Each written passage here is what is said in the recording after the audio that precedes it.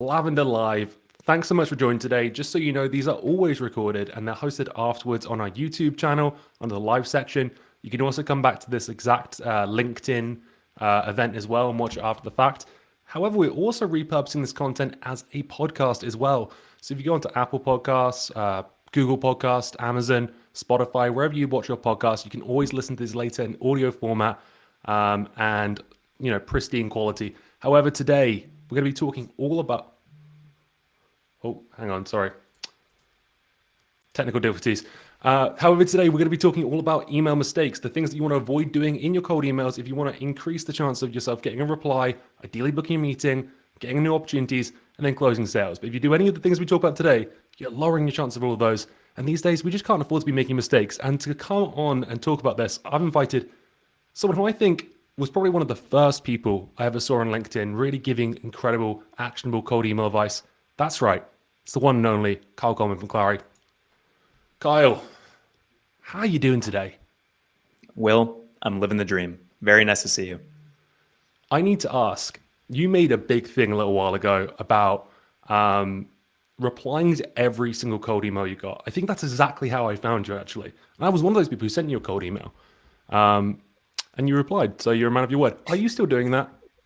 I am. It's funny, Will. I made this little promise to myself about 2 years ago, and the result has been I get way fewer emails now because I'm getting out of people's sequences because I'm responding. So I get to learn what's working, what's not. I get to stay on top of trends. I get to learn about new technology, and I have a cleaner inbox. That's incredible and a really good point as well. Reply to the first touch, and then you miss the other 69 touches they've still got coming for you, right? That's exactly right.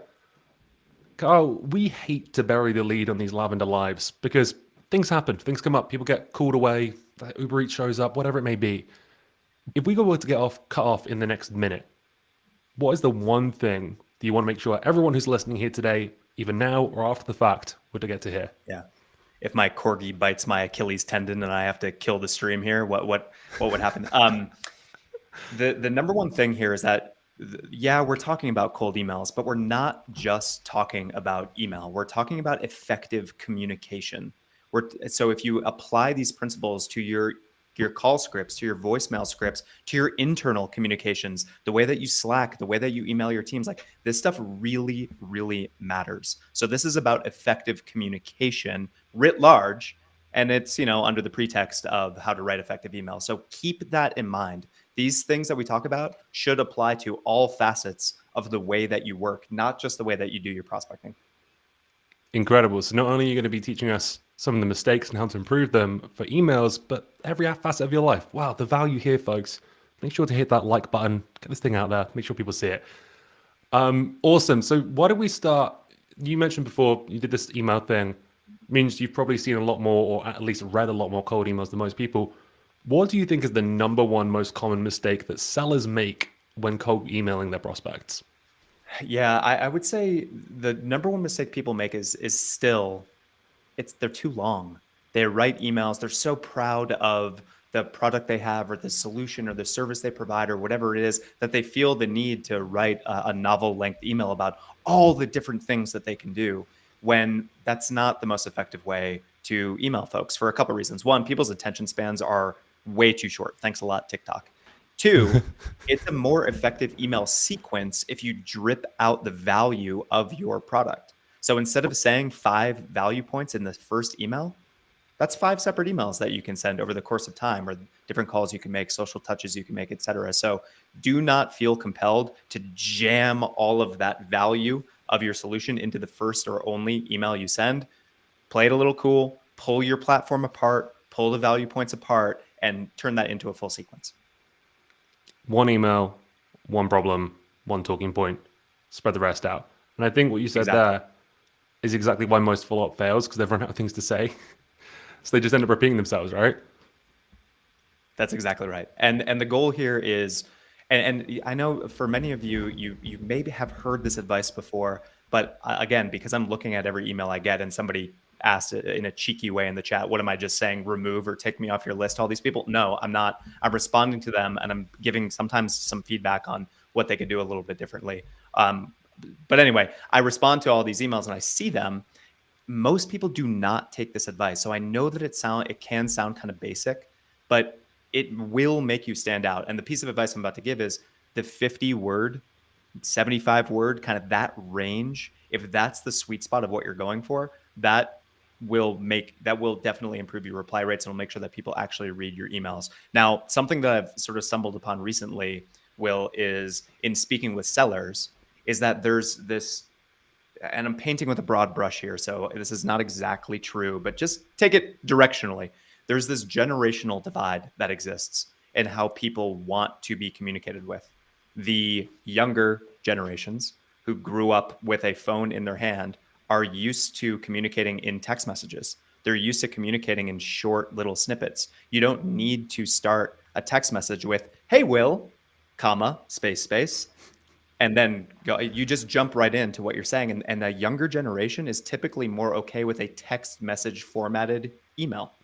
An older generation, maybe not as well versed in the text message comms, they prefer a little bit more formality. And you probably want to start with the greeting or the salutation or whatever it is to that person. So think critically about who you're reaching out to and pay attention to those types of things as well. And that's how these little things on the margin end up making a pretty big difference. That's really awesome. That's something I hadn't thought about before, just the generational thing. That said, most of my bosses have been slightly older than me, and they're some of the most blunt people I've ever been emailed by, you know? I remember I used to have a boss who just used to send me a subject line. There was no body, just said, do this, you know, in the subject. I think that's a sign of someone being really busy as well, just not having time for that as well. If you had to break it down for us, what percentage of emails, cold emails, would you say are good? And what percentage would you say fall short of the mark? Oh, man. It's getting better. If you would have asked me this 3 years ago, I would have said 1% were good and 99% were pretty bad. And that was probably being a little gracious. And I know that because I actually went through 3 years ago when I was really starting to study this stuff more closely. And I looked at the emails that I was getting and categorized them as good or bad. And it really.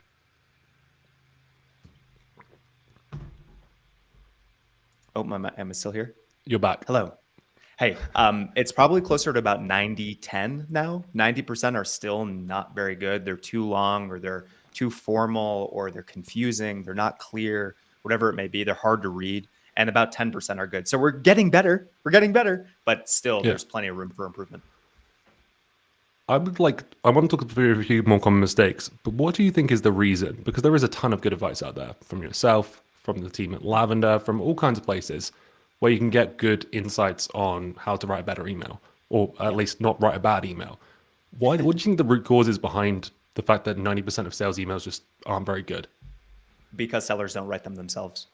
The root cause of cold emails, outbound emails being subpar, is that they're written by marketers. And I say this as a head of marketing at my company. What ends up happening is product marketing teams or content marketing teams or whatever it may be, they'll go to clary.com, they'll take whatever is on clary.com and they'll just turn that into a cold outbound email. But the difference is somebody who comes to clary.com has raised their hand and said, I want to learn about this thing. I already know something about the product or the solution, or something has compelled me to go and learn more. That is not the case for cold email. It's cold. You're reaching out to somebody you're unexpectedly. They don't know in many cases who you are. And so just taking what's working on clary.com and expecting that to work in a cold email is a recipe to miss the mark. It's a recipe to use fluffy language, to be a little unclear, to issue a value prop that's not contextualized. And that's the mistake that a lot of teams make, is they either don't write the emails themselves, or they go to their company's website and they borrow the language and they say, hey, somebody smart already wrote this, I'm just going to copy paste. And it's not the same channel. It's not the same buyer expectation. And so there's some translation that you need to do between what's on your website and what you end up sending out from a cold email perspective. That's really smart. I like that a lot. So the reason is that realistically, websites are normally built to convert someone who's already interested, but most cold emails are being sent to people who haven't shown that interest most of the time. That's right. Okay, love it. All right, so the first one, emails are way too long. What's one that people don't think about as much in terms of a mistake that you see people making in emails? Because I mean, we put out a ton out there, like data, Make sure that they're not too long. Um, Make sure you don't use cliches. I hope at that point this is quite obvious. I hope this finds you well. I know you're busy. I'm sure your inbox is a zoo. All of that stuff isn't the best thing to include in your email. It's often a waste of space, especially if you're aiming for 50 to 75 words. What's another big mistake that you often see? I mentioned it before, but people are not conscientious enough about how their email reads, Will, which is to say, they will just write an email that's one big paragraph, and that it may look okay or it may look short on your computer screen, but when somebody looks at it on their mobile, it's going to be a block of text that takes up the whole screen, and that's a pretty intimidating or uninviting sort of thing to read. Like the way that I think about it, and maybe this is just me in my own head here, is like when you're reading a book, or certainly when you're in school reading a textbook and you flip the page and it's just one long paragraph, my reaction was always like, oh God, this is going to be a slog. If you flip the page and there are sections and there are headers and there's space, and it's like, okay, I can get through this. This isn't going to be so bad. It's the same exact thing with the emails that you see. And so the advice that I have for folks is separate thoughts go on separate lines.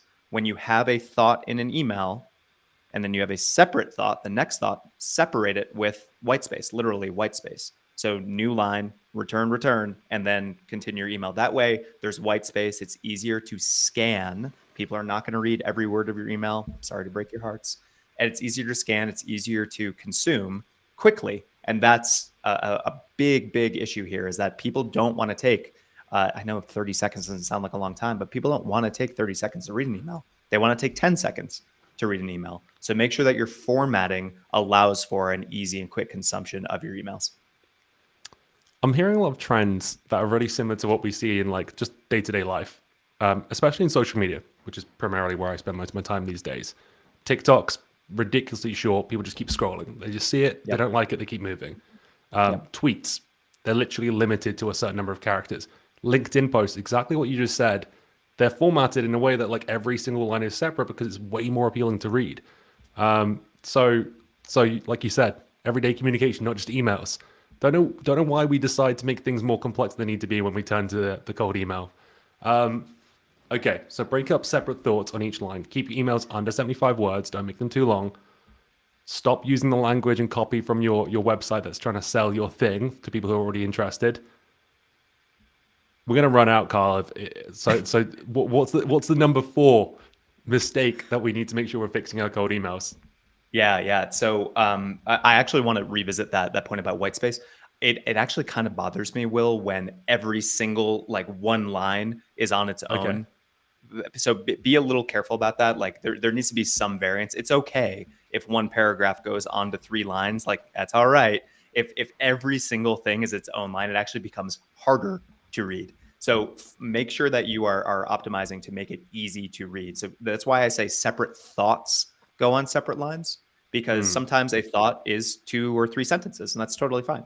But anyway, next point I would say around language, Will, is we have been trained in school that longer words are better words. And that just the opposite is true. Like that is such bad guidance. And the number one culprit that I see, and the headline for this guidance is simplify. Simplify the language that you use. Simple does not mean dumb. It means easy to understand. And that's what we're trying to optimize for here. So the number one culprit I see here is, for whatever reason, I don't know why, people think that the word utilize is like some magic word that's going to make them sound super smart. And so they end up like forcing in the word utilize instead of just saying use basically every single time they can. And the irony here is that utilize is almost always the wrong word to use. So not only is it unnecessarily long and complicated, multisyllabic, it's also the wrong word. And this kind of stuff happens all the time, where people, for whatever reason, are indexing toward the longer word, the SAT word, the $5 word, whatever you want to call it, instead of just using the plain, simple language that's easy to understand. So I know that the Lavender guidance is to try and maintain something around a 5th grade reading level. And that's not to say that you're dumbing it down. It's to say that you're easy to understand. It's a big, big difference. Like Jeff Bezos, he was CEO at Amazon for a long time. He writes or wrote every single one of Amazon's quarterly earnings reports. And he would always aim for an 8th grade reading level. Warren Buffett, he writes his investor notes so that his sisters could understand it. He like writes it literally to his sisters, addressed to his sisters. And it's not like they're talking about way more complicated stuff than we probably are in our cold emails, but they're operating by the same principle here, which is simplify so that people actually understand it. It doesn't do you any good if you write a fancy thing that nobody understands. So really challenge yourself and look at the emails that you're writing to make sure that you're not shoehorning in difficult words for the sake of sounding smart. You want to simplify and use plain language so that it's as easy to consume as quickly as possible.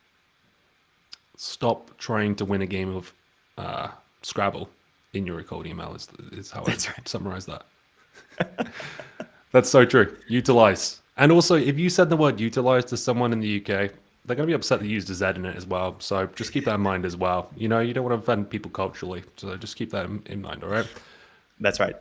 Two recommendations, Will, if I could real quick. There's two books that I found particularly useful here. One of them is called Weekend Language. And the premise is in your weekend life, you're probably speaking differently than you are in your Monday to Friday life. Why is that? So think about the way that you can inject some, not all, some weekend language into your Monday through Friday. So that's one book recommendation. The second is called The Bezos Blueprint. The Bezos Blueprint is our deep dive into how Jeff Bezos communicates. And it's super interesting to hear how he mixes in metaphors and how he creates plain language and how he just is more accessible to way more people. So those two books have been really impactful to the way that I think about cold email writing. That's a really good recommendation. I just wrote down the weekend guide. That said, you don't know how messy my weekends get, Kyle. I'll tell you. 2 kids, it's wild over here. Shots, all kinds of stuff happen in this house. Just kidding. I haven't had a drink in a week. That said, okay, so by the way, I'll just tackle on a little extra tip here. If you're not sure if your words are complex or not, generally the number of syllables in the word is a pretty good indicator of how hard it's going to be to read. 3 maximum, I would say. There's almost always a better word to use that's going to be less than 3 syllables and much more easy to consume and read for your buyers. Okay, so let's just recap real quick. Emails are too long. Emails use marketing language. They're trying to sell products on websites instead of actually trying to reach out to someone who has shown no interest, potentially. Too long of words. The formatting is making it really difficult to read.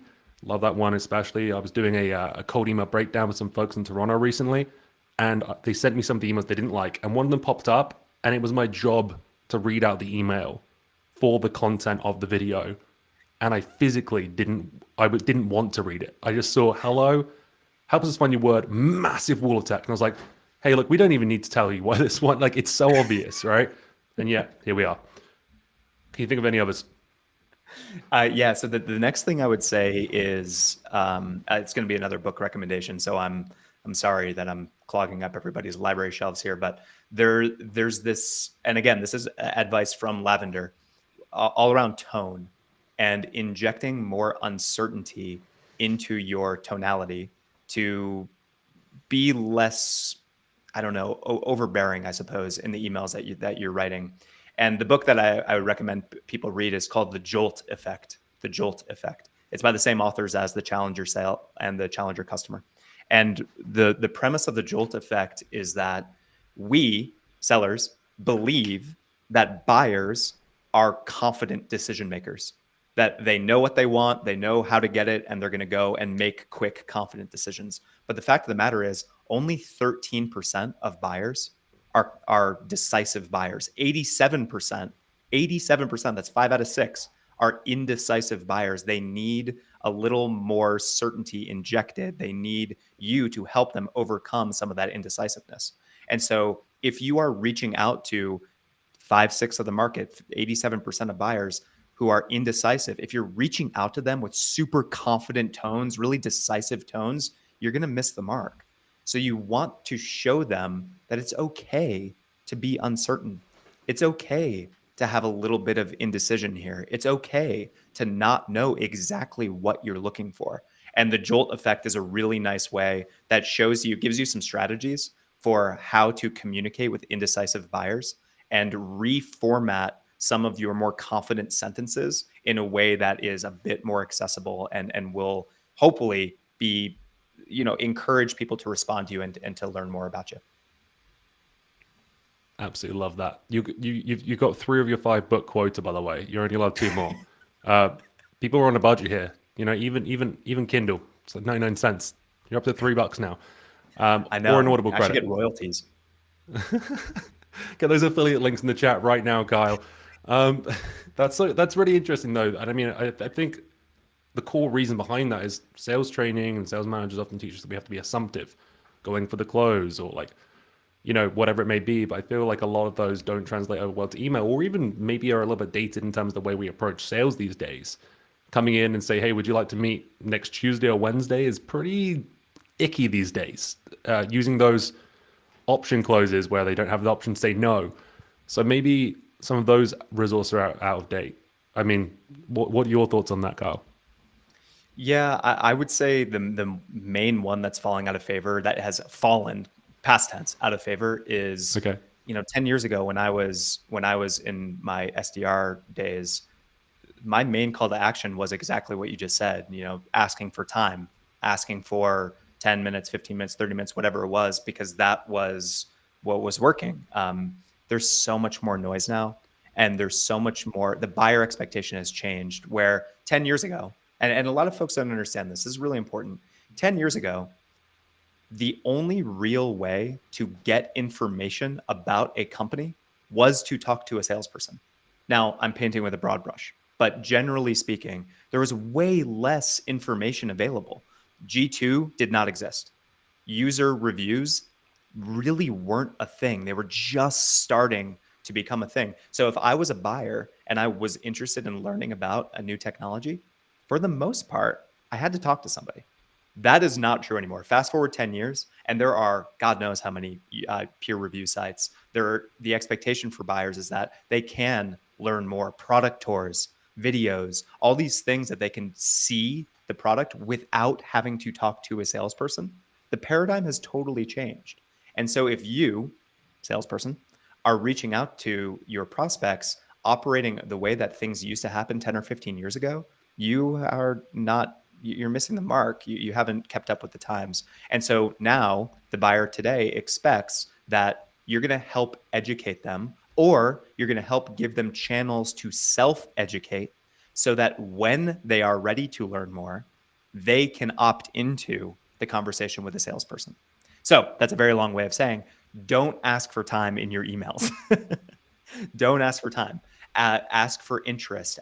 See if they're curious to learn more. It's all about the pursuit of knowledge for them and how you can help them learn how to overcome a challenge so that you earn the right to ask for time later on in your relationship with them. And that's a pretty big shift.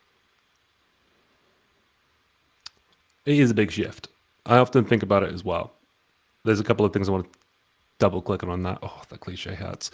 But I think number one, the sales rep's job, what they're measured on, what they're often paid on if they're in a sales development role, is to book a meeting. So it seems counterintuitive to not ask for one. The second thing is, it's what people were doing 10 years ago. And what that often means is everyone starts doing it, and then it becomes a pattern, essentially. And what buyers are often looking through on their inbox is those patterns, so they can quickly identify whether this is worth reading or not. So when you hit on one of those patterns, then you oftentimes put their guard up or put their resistance up against being sold or accepting sales information, and it stops being a helpful email that gets them thinking about something, and it starts being self-serving. This is what I want, not what's going to help you. I think people worry that if they ask for interest in those emails, which is the best practice, we know that the emails that ask for interest get twice as many replies as the ones that ask for time. Yep. That they might miss out on the meeting. What would you say to that objection to not asking for the meeting? You have to take a longer term view, Will, than just the immediacy of the meeting you have to hit your quota, which is to say, if you are prospecting effectively, you have many irons in the fire, which is to say that you can afford to plant some seeds today the flowers will bloom in a month because you planted some seeds a month ago that are turning into flowers today. So you got to start somewhere and just know that you're going to be creating a process that it's not going to have huge ebbs and flows or huge swings if you are consistent in the way that you're doing something. And so you got to start today, and you have to start educating your prospects, educating your buyers today, and know that in a week, 2 weeks, 4 weeks, whatever it is, those flowers will start to bloom. And then you're going to have this always on sort of warmed up set of prospects that you're going to get results from. So will you perhaps, if you adopt this methodology, be a little delayed in with respect to your quota attainment? Maybe. You may not get the immediacy of the results, but the results you get will be way better. You will be creating meetings that actually turn into pipeline, that actually turn into revenue, because you're going to have buyers that you've greased the wheels for. They understand what you do. They understand the problems you solve. You've shown them that you understand them personally as a company, whatever it may be, and you're creating a much better buying experience for them. So it may be a little tricky for some sales managers to adopt this mindset, and you may see a momentary blip in the like meetings that you're producing, but the long-term results are will way exceed what you're doing today. You kind of answered my question there, because I've got my manager. I was going to use Carl as an example. Scott breathing down my neck saying, book a meeting today. Otherwise, you're on a pip. If you were at a rep and you were hearing this advice, but your manager was saying, no, chuck it all out, get it out there, do more, send more emails. How would you, I mean, this is like getting into like a career question now, but how would you deal with that situation? It's really hard. And the practical advice for the individual contributors out there is not like, oh, screw them and don't listen to them and go do your own thing. That is not smart. Do not do that. My advice to you is phase in this more methodical approach. So make sure that you're doing the things that your manager needs you to do, expects you to do. Still check those boxes, but at the same time, start to inject 5% of a new methodology, 10% of a new methodology, and show your manager that you can get results from a new way, so that over time, you go from 10% of your job is this quality-based approach today. Maybe next month it's 20%, the following month it's 50%. Ultimately, you will have success. Ultimately, your manager will not be able to ignore that success. So it doesn't need to be an overnight change. Prove to yourself that you can have success doing this. Prove to your manager that you can have success doing this. And when you do that, that's how you'll see the full sea change and ultimately get to the 100% quality orientation. I love that. We've got, so that's a really good piece of advice. Don't go rogue, because they're not going to like that, and you're going to put your job at risk. And like Carl said, it's not going to be immediate results as well. So all that time, there's going to be question marks over your head. We've got 2 minutes, and I want to do a quick fire round if that's okay, Carl. Unless there's anything Please. really important that you feel like we haven't said yet, because otherwise my quick fire round, I can throw that out. No, go ahead. Okay. Automation can be a really good tool. I used to automate all my emails. And I got results because I strummed it, allowed me to hit a certain amount of volume, but that was 3 years ago, and that will not work the same way today. And if I had known then what I know now, I just think about how much more I could have accomplished. Let's just go for a list. What are the biggest pitfalls that happen when you try to automate too much of your sales activity? You ruin your deliverability, you burn through your prospects, and you don't add enough value. That was quick. You make the mistake sometimes of accidentally not merge tagging the first name field and send an email to 1,000 prospects that says, hello, first name. And you burn. That's more like burning your list. All right, Carl, I was expecting that to last at least 2 minutes. So is there anything else you want to touch on before we say goodbye here today? Thanks everyone. Sorry, I thought it was a lightning round. I tried to. That was like be quick as lightning. That wasn't a quick fire round. That was like a just fire round. To add a little bit more onto that, and I'll expound on the final point I made, which is you're not adding enough value. If you are hyper focused on volume, it means you're doing that at the expense of adding meaningful insight into the person's day to day. Like, you may know enough about their persona, you may know enough about the day-to-day pains that they're experiencing, but if you don't know what their company is doing, if you don't know like the details of what their job may be, you're going to be missing the mark. So that little bit of extra research where you take the persona knowledge and you combine it with something else that you know about the person or the account or whatever it may be, and you can merge those two things. That's what a compelling email is. That's what effective communication is. And that goes a much longer way than a cold email that maybe would still resonate with them as a persona, but is not going to resonate them as a person. And if you can combine those two things, that's a really, really nice sweet spot to hit. Chef's kiss. We're at time now, Carl. This has been absolutely epic. For anyone here listening, if you don't already follow Carl Coleman, what are you doing with your life? Go give him a follow. Carl, is there anything you'd like to plug before we say goodbye? Yeah, so check out clari.com, CLARI.com.